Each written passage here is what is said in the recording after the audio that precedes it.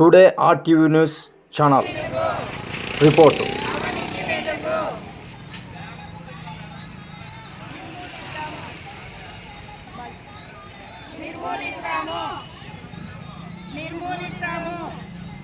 Breaking news.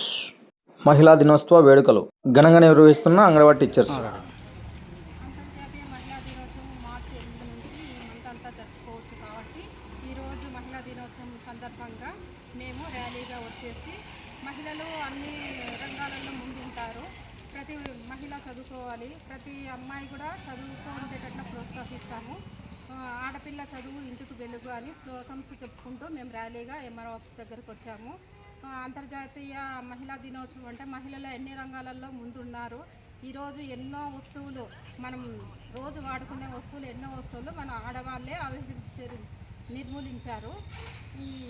ఇవి కాక మన మొదటి ప్రధానమంత్రి ఇందిరాగాంధీ గారు, ఇప్పుడు ఉన్న మన రాష్ట్రపతి కూడా ద్రౌపది ముర్ము గారు కూడా ఆడవారే అని, ఆడవాళ్ళు అన్ని రంగాలలో ముందుండాలని కోరుకుంటున్నాను. అంగన్వాడీ ప్రాజెక్టు కార్యదర్శిని. నా పేరు మహాలక్ష్మి. అనంతపురం జిల్లా యాడికి మండలము.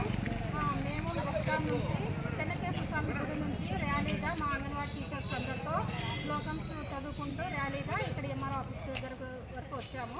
మా సూపర్వైజర్స్ మేడమ్స్ ఆధ్వర్యంలో ఈ ర్యాలీ జరిగింది.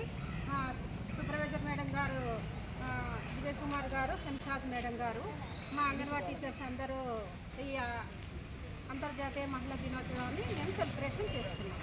శంషాద్ మేడం గారు, మా అంగన్వాడీ టీచర్స్ అందరూ ఈ అంతర్జాతీయ మహిళా దినోత్సవాన్ని మేము సెలబ్రేషన్ చేసుకున్నాం.